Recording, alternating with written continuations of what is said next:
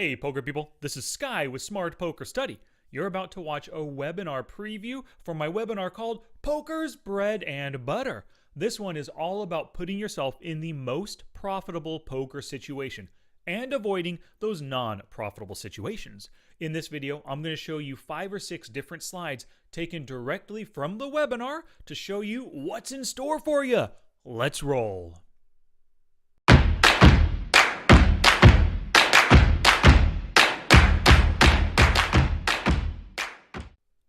Alrighty, so this webinar is all about plugging a specific leak. Here's the leak.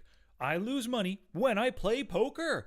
If you're losing constantly, you've never been a winner, at least not in the long run, after a week, after a month, after a year of playing poker. This is probably your issue right here. So the quickest fix, if you're losing money all the time, is to avoid non-bread and butter situations. Currently, you're probably entering too many pots passively with wide and weak ranges. I want you to filter right now in Poker Tracker 4 or Holdem Manager, whichever one you use. Filter for these 4 things right now and write down your win rates.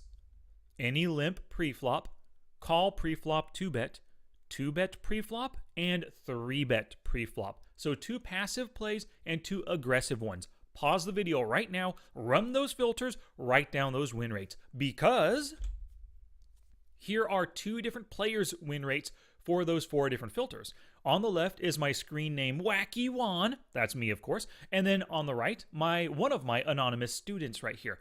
You can see for me 75, almost 76,000 hands played. I limp only 1.2%, call 2-bets 3.2%, 2-bet 12.2%, and 3-bet 1.1%. Those are percentages of these total hands played. Now my win rates right here are all in big blinds per 100 hands. So when I limp in a little bit, I make 19 big blinds per 100 hands, calling 2-bets, almost 10 big blinds. But when I 2-bet, when I make that open raise preflop or I isolate limpers, I'm making 109 big blinds per 100 hands. Now, if you want to see your average per hand, just divide that by 100. So 109 is actually 1.09 big blinds per hand. So when I win raise, I can expect to make about 1 big blind in the long run. Now when I'm 3-betting, I make 4.21 big blinds every time I do it. My anonymous student, you could see, limps a lot more, calls a lot more, raises about the same, 3-bets a little bit more frequently than me, but my win rates are better than his, and well, all across the board, my win rates are better than his. He does make a few different mistakes post-flop, and so do I as well. I'm sure my win rates could definitely be better. But if you're doing a lot more limping and calling in general, it's very likely that you're losing possibly at these win rates or even worse. So compare your numbers to mine and to my anonymous students right here. Now, what is bread and butter? I mentioned this term earlier. Bread and butter has 3 parts to it. The first part is you made the last raise pre-flop. That means you have initiative on the flop. You can make the C-bet. You also have a stronger range because obviously you have aces and kings in your range. The person that called you most likely doesn't have those hands. The second part of bread and butter is being in position on the flop. Now, you have additional information to act upon when you're acting with position. The third part is that you're facing 1 or 2 opponents right here. Now, heads up and 3-way pots are easier to bluff at and to get value from. You also have less landmines to dodge. You know that when you're up against 5 other players on the 9-8-5 board, there's potential straights, there's tons of sets, there's 2-pair hands, there's pair plus draws kind of stuff, right? Those are all landmines. If you have 5 players to worry about, lots more potential issues right there. But heads up or 3-way pots, much easier to deal with. Now, players who suffer from the leak that we're talking about today, they do not seek out bread and butter opportunities. You know, they're passive, so we can call them fish or loose passive players, or stations, you've heard that term before. And they're probably positionally ambivalent. They'll play the same range in early position, middle position, button, small blind. They don't care. Their hand looks good enough to them. It's worthy of seeing the flop. So they come in to see the flop, right? And they probably don't look ahead to gauge the flop situation that they're going to be in. Now, throughout the webinar, I give hand quizzes and hand examples. So here is one hand quiz that I give in the webinar. You have pocket aces. This player right down here, Busted Sausage, is a loose passive player, they limp in. What do? Do you limp behind, ISO raise to 4 big blinds, or ISO raise to 7 big blinds? I'll give you a couple seconds to think of your answer. Well, that's enough time. You can pause the video if you need. Here's my answer. I am going to ISO raise right here to 7 big blinds. Now, why is that? I have 3 options every time it's my turn to act pre-flop, right? I can fold, call, or raise. The most positive EV1 is the one that you want to look towards or look to doing, and it's probably the one that's going to put you in a bread and butter situation. ISO raising right here to 7 big blinds is most likely going to get the small blind and the big blind to fold because they just have random hands and they just put that money in without knowing their hand, right? But that loose passive player under the gun already put some money in. They might not want to lose that one big blind they already put out there. They might feel like defending. Plus, they're a loose passive player, right? That's good for us. If we can make it 7 big blinds, the other 2 players fold, the loose passive player calls, we have position with the best possible hand in a bloated pot, right? So that's why I would ISO raise to 7 big blinds. When you make it just 4 big blinds, Rockin' Rage, who's a loose passive player, he'll probably call, and then Biggs Neville Wavel, what a funny name. Biggs Neville Wavel, as a tight aggressive player, will probably call as well because the money is so good.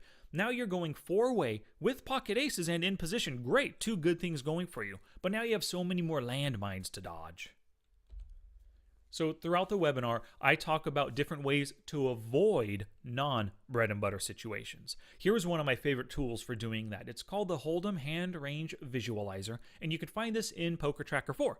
So you can see on the left, this is for one of my students. This is all of the hands that he has limped behind in his database right here. You can see he's limped behind with Jack Deuce suited, 5-3 suited, 9-3 offsuit, Queen 6 offsuit. Too many crappy hands. This is one reason why he's just losing so much money. Because all these crappy hands, you have to hit a miracle to get any value on the flop, right? Well, these are other hands of his where he's calling a pre-flop 2-bet. Overcalling actually a pre-flop 2-bet. So instead of 3-betting, somebody opens, somebody calls. He is overcalling. He's the second caller with Jack 3 suited, 9-7 suited, 10-6 off, King 4 offsuit. Just too many danger hands, too many hands that are going to get crushed by the flop. Even if you hit King 4, even if it does hit a top pair, you just have a crappy 4 kicker. What are you going to do? Just check call the whole way? Yeah, quite possibly. So the Holdem Hand Range Visualizer is a great tool to help you avoid those dangerous hands because it tells you, honestly, you have played these hands. There's no hiding the fact. If I ask you, have you ever played Queen 6 offsuit? You'd probably say, no, that's a crappy hand. Why would I play that? But this program shows you exactly what you have played. Alrighty, throughout the webinar, of course, I give step into action, or action steps I can call them. This was number 5, hunt for fish. So for the next 4 play sessions, play with the goal of identifying the weakest players to isolate and try to do so as often as possible. Continue putting yourself in as many bread and butter situations as possible. But now you have a new focus. Find and exploit the fish at your tables. Keep a handwritten list of the player names of the weakest ones at the table, or if you're multi-tabling, those multiple tables. Have this in front of you for each session you play. And tag each fish so they're easy to spot in future sessions. And of course, you could do this tagging with a green color code. If you're in Holdem Manager, like that little fish, depending on your website, they might let you put little tags on players. Whatever you need to do it so you can quickly spot them fishies. Alrighty, the webinar comes with 3 bonuses. The first is my KISS cash game ranges with some directions for use. I also give you a 2-week bread and butter plan. If you follow this plan, you're going to learn exactly how to avoid, or not learn, you're going to work on avoiding those non-bread and butter situations, and you're going to put yourself in more bread and butter situations. And lastly, webinar presentation slides. And I love giving these because they help you, basically you can print them out, and then as you watch the webinar, take notes on the side of those printed out pages. Alrighty, so to purchase the webinar, if you are watching it on Gumroad, simply click that purchase button below and you'll have access to everything. If you're watching on YouTube, click the link in the description below to go to the Gumroad page. And there it is for you if you want to type it in right now. Thank you very much for watching this webinar preview. If you learned some things about profitable bread and butter situations, just wait until you watch the full 70-minute webinar. If you have questions before purchasing, send them my way, sky@smartpokerstudy.com. You can also click either of these video links for more webinar goodness.